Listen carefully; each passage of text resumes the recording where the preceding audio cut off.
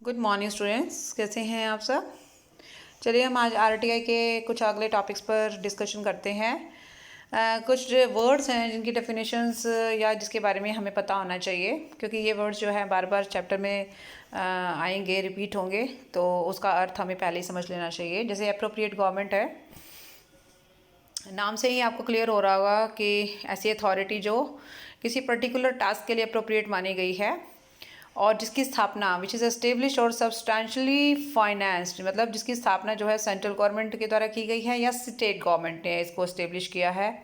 ठीक है, उसमें स्टेट्स गवर्नमेंट्स भी आती हैं और यूनियन टेरिटरीज़ भी हैं, क्योंकि यूनियन टेरिटरी में भी इस तरीके का सीन आरटीआई का रहेगा, तो वहाँ पे भी हमें देखना होगा कि जो यूनियन टेरिटरी जो एडमिनिस्ट्रेशन है उसके द्वारा इसकी स्थापना की गई हो।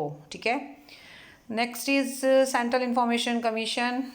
ये एक आयोग है जिसके बारे में हम थोड़ा सा बाद में पढ़ेंगे, जो सेंट्रल लेवल पर है, यानी केंद्रीय स्तर पर एक सूचना आयोग का निर्माण किया गया है और इसका भी कई तरह के कार्य हैं और इसमें कुछ अधिकारियों की नियुक्ति की जाती है जिनका काम इंफॉर्मेशन प्रोवाइड करने से रिलेटेड है।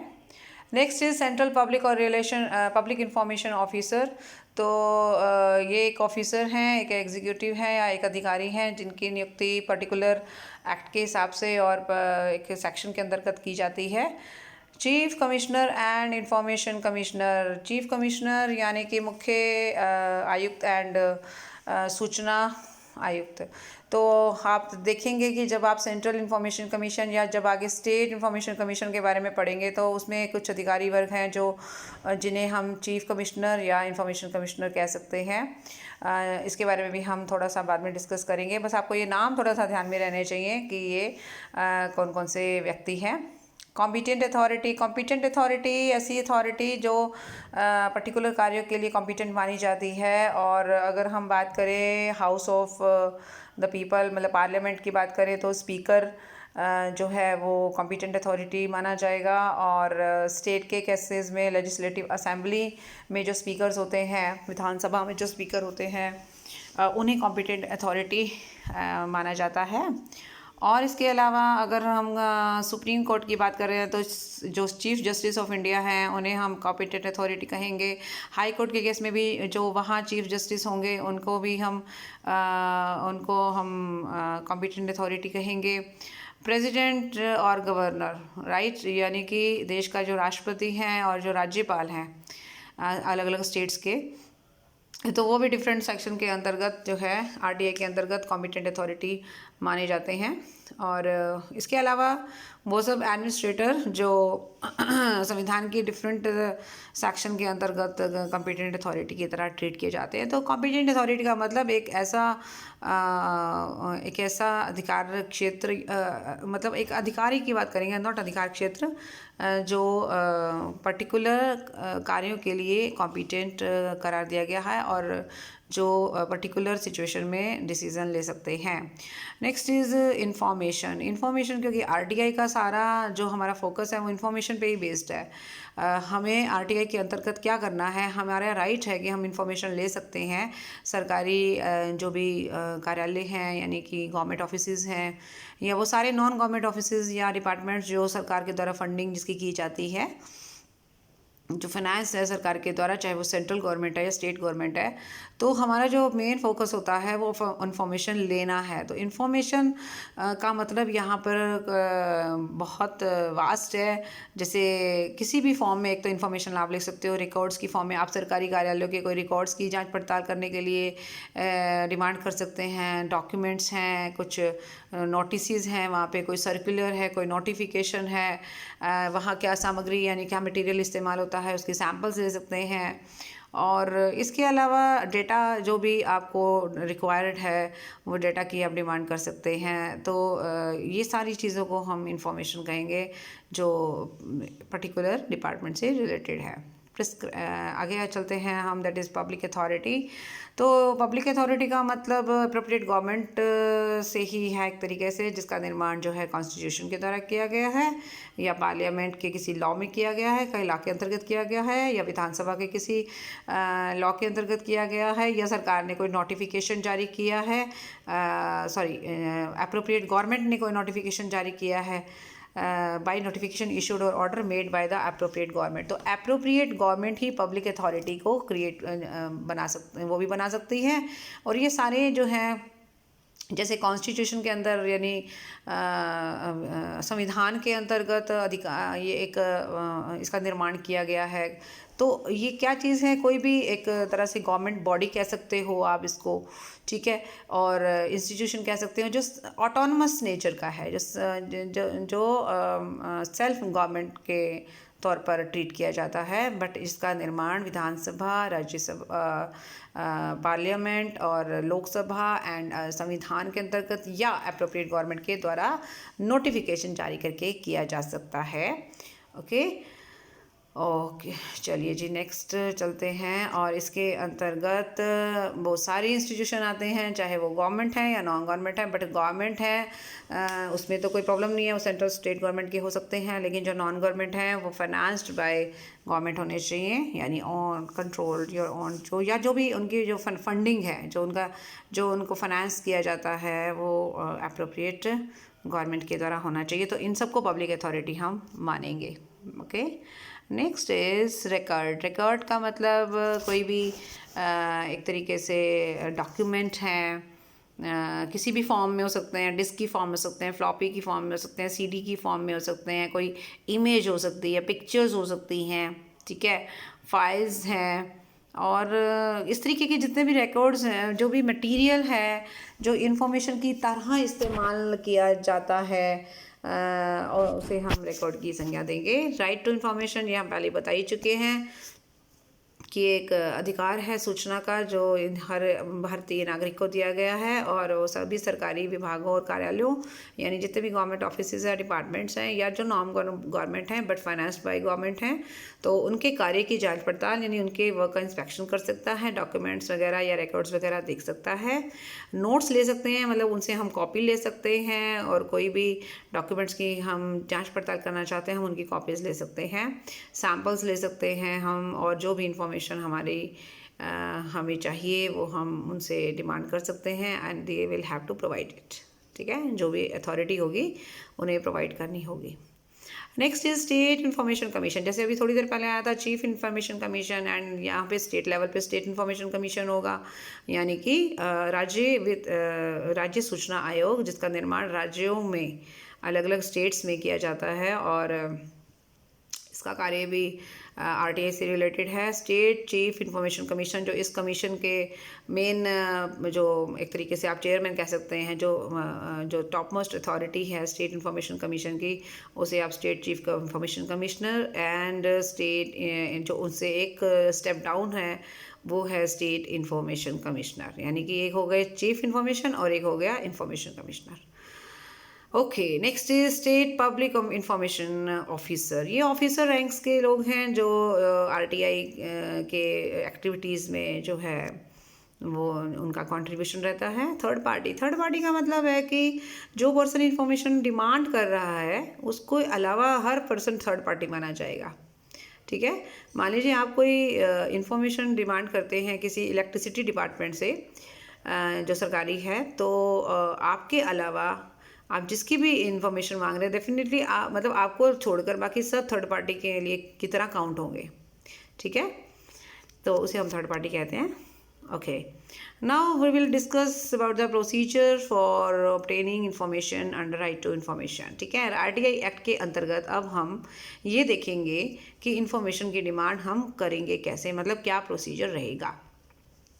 देखिए, सबसे पहले आपको एक रिक्वेस्ट डालनी होगी, किसके लिए कि आप इन्फॉर्मेशन चाहते हैं। ठीक है, अब जो ये रिक्वेस्ट है वो राइटिंग में भी हो सकती है, ओरल भी हो सकती है। वैसे तो राइटिंग में हो तो बहुत अच्छी बात है, और प्लेन पेपर पे भी हो सकती है। एंड अगर सरकार का पर्टिकुलर इन्फॉर्मेशन देने के लिए कोई प्रिस्क्राइब्ड फॉर्म है, देन उस फॉर्म को आपको भरना होगा। पर्टिकुलर एक फ़ीस होगी जो बहुत ही माइनर है, फ़ीस के बारे में हम आगे डिस्कस करते हैं।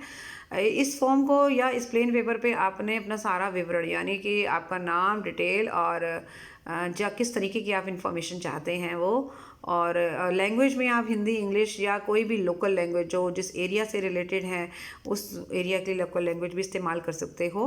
और वहाँ के जो भी पब्लिक इंफॉर्मेशन ऑफिसर होगा, जिस डिपार्टमेंट की आप बात कर रहे हैं, उस डिपार्टमेंट के पब्लिक इंफॉर्मेशन ऑफिसर को या असिस्टेंट इसको बोलते हैं APIO, assistant public information officer को जो है ये एप्लीकेशन आप दोगे। ओके, हर जगह, हर डिपार्टमेंट में जो सीनियर मोस्ट मेंबर्स होते हैं, जो सीनियर, जैसे मान लीजिए अगर हम कॉलेज की बात करें तो प्रिंसिपल से वन स्टेप डाउन जो भी सीनियर मोस्ट प्रोफेसर होंगे या जो टीचर होंगे वो वहाँ के SPIO होंगे, स्टेट, जैसे आप अपने कॉलेज में भी देख सकते हैं, या आप किसी भी डिपार्टमेंट की हम बात करें तो जो भी सीनियर मेंबर होंगे वो RTI का जो भी कार्यभार है वो संभालते हैं। यानी कोई भी एप्लीकेशन अगर आपके डिपार्टमेंट से रिलेटेड आती है तो वो उन्हें उनका रिप्लाई करना होगा। ठीक है, और हर लेवल पे, हर डिपार्टमेंट में इस तरीके का एक प्रोविज़न रखा गया है और जिससे कि आम आदमी को परेशानी ना हो कोई भी इंफॉर्मेशन गैदर करने में। ठीक है, और इन ऑफिसर्स का काम यही है कि वो नेसेसरी इंफॉर्मेशन प्रोवाइड करें, एप्लीकेशन रिसीव करें और उसके बाद उसके अकॉर्डिंगली जवाब दें। ठीक है, फॉर्म के बारे में मैंने आपको बता ही दिया है कि फॉर्म अगर है तो फॉर्म के हिसाब से चलना है, और अगर नहीं है तो प्लेन पेपर पे आप अपनी एप्लीकेशन जो भी लैंग्वेज आपको सूट करे, मतलब हिंदी, इंग्लिश या फिर वहाँ के एरिया की जो लोकल लैंग्वेज है उसका इस्तेमाल कर सकते हैं। डिपॉजिट करना है फ़ीस को किसके लिए? इन्फॉर्मेशन के लिए। देखिए, बड़ी माइनर सी फ़ीस है। अगर सेंट्रल लेवल पे बात करें तो सेंट्रल डिपार्टमेंट्स के लिए सिर्फ 10 रुपये की फ़ीस रखी गई है, और जो स्टेट्स की बात करूँ तो स्टेट्स में सबने अपने अपने हिसाब से फ़ीस सेट कर रखी है। और अगर आप जब आप अप्लाई करते हो तो आपको 10 रुपये फ़ीस देनी होगी, नंबर एक बात। और दूसरी बात, अगर आप कोई डॉक्यूमेंट्स की डिमांड करते हैं देन आपको हर डॉक्यूमेंट के हिसाब से 5 रुपये पर कॉपी के हिसाब से जो है वो जो है फ़ीस, सॉरी 5 नहीं 2 रुपये कॉपी के हिसाब से आपको फ़ीस देनी होगी। 2 rupees for each copy, each page. मतलब आपको अगर मान लीजिए 10 पेजेस की फ़ोटो कॉपी चाहिए तो आपको 20 रुपीज़ उनको देने होंगे, और 10 रुपये आपका जो स्टार्टिंग में रहेगा वो भी देने होंगे। कई बार क्या होता है कि हम डॉक्यूमेंट्स को सिर्फ इंस्पेक्शन के लिए देखना चाहते हैं, हम उसकी कोई कॉपी नहीं ले रहे हैं, तो 1 घंटे के लिए आपका अगर इंस्पेक्शन का सीन है तो आपको कोई चार्जेस नहीं देने होंगे। लेकिन अगर आपको 1 घंटे से ज़्यादा का समय लगने वाला है देन आपको 5 रुपये पर आवर के हिसाब से पैसे देने होंगे। ठीक है, ये भी हम देख सकते हैं, यहाँ पे 5 रुपीज़ लिखा हुआ है। हर स्टेट का अपना अपना सिस्टम है, क्योंकि स्टेट गवर्नमेंट अपने हिसाब से इस फीस को डिसाइड करती हैं। ठीक है, और ये फ़ीस देनी किसको है? जिस इंफॉर्मेशन ऑफिसर के नाम हम अपनी एप्लीकेशन डाल रहे हैं उसी के नाम से डिपॉजिट होगी। कैश भी दे सकते हैं और चेक दे सकते हैं, बैंक ड्राफ्ट दे सकते हैं, कोई भी इलेक्ट्रॉनिक मोड का इस्तेमाल हम कर सकते हैं।